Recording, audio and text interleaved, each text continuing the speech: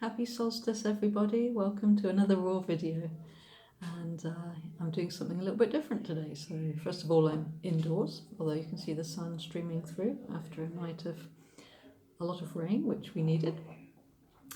And I thought I'd do something a little bit different. So I will talk a little bit about astrology today, but let's focus more on the solstice energies and the general energies of what's going on right now, because things are feeling quite chaotic all over the world. And I thought we'd also draw a couple of cards to do something a little bit different today. So I'll be using one of my favourite decks, Diana Cooper's Dragon Oracle cards, and my oldest deck of all, which I must have had for about 15 years now, I think, the Crystal Ally deck, which is by Nasha Aishan, if I remember rightly, one of the authorities on crystals.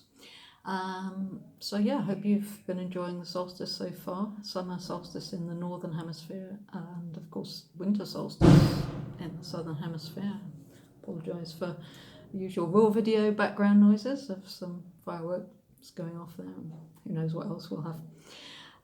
All good part of the fun.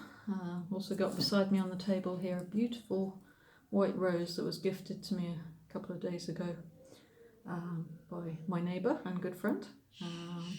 Although it's white, it has a beautiful lavender hue to it, which is very, very special.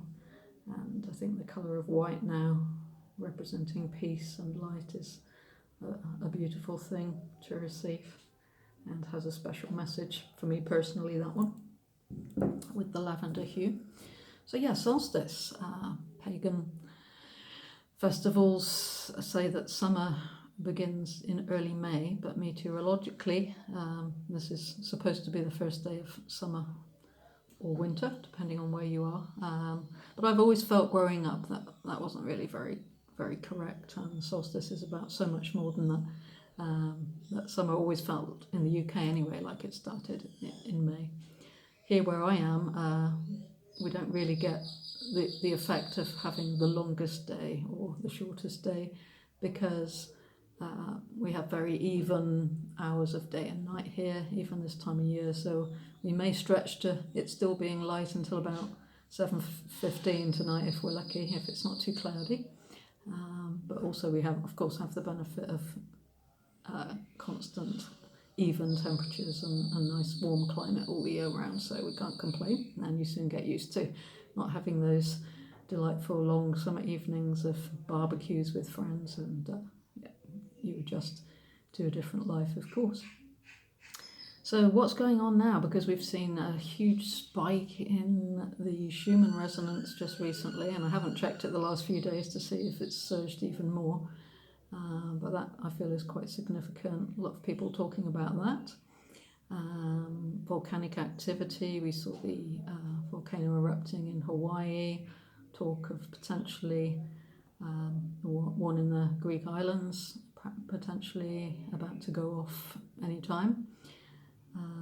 There has always, of course, been prophesied for these times that volcanoes which have lain dormant for possibly thousands of years could start to become active. I feel like this is very much related to the anger that we're seeing coming to the surface now, and a lot of this anger, obviously we feel it personally, but collectively, because we are now seeing some of the truths of our history, recent history and ancient history coming to light, and people aren't feeling very happy. People are feeling deceived. People are feeling angry. World social, economic and political situations, of course, adding to all that. We're seeing crumbling narratives and politicians and governments being called out, financial systems unstable, all part of the big shift we're going through. And I did talk about this in my last astrological video about Pluto again, which currently is in retrograde, and in June the 11th moved back into Capricorn. So as I alluded to in that video, we are, of course, now finding that we are becoming absolutely sick of the old paradigm and the old, more corrupt, greedy, authoritarian ways, and we had a taste of Pluto in more futuristic, humanitarian Aquarius for a while, since March. So, we've had a taster of that, and I think this is given us some positive energies to look forward to when it moves more permanently into Aquarius in November next year until 2044. So this time I feel where Pluto, as I mentioned, is in the 29th degree of Capricorn, which is a very tired energy. It's known as the anaretic degree in astrology. And I did allude to the fact we're in a 6-week period now from June 11th of feeling very, very tired by the old systems, the old ways. And I think the chaos we're seeing and the disorder and the corruptions and greed coming to light and the failures of some people in authorities and lies and a lot of greed is coming to the surface now to be seen, because at the end of the day as humans all we want is to live in peace and harmony and love, and there's a lot, I think, of energy around, I think, that points to that being the case. This is where we're all really wanting to be now.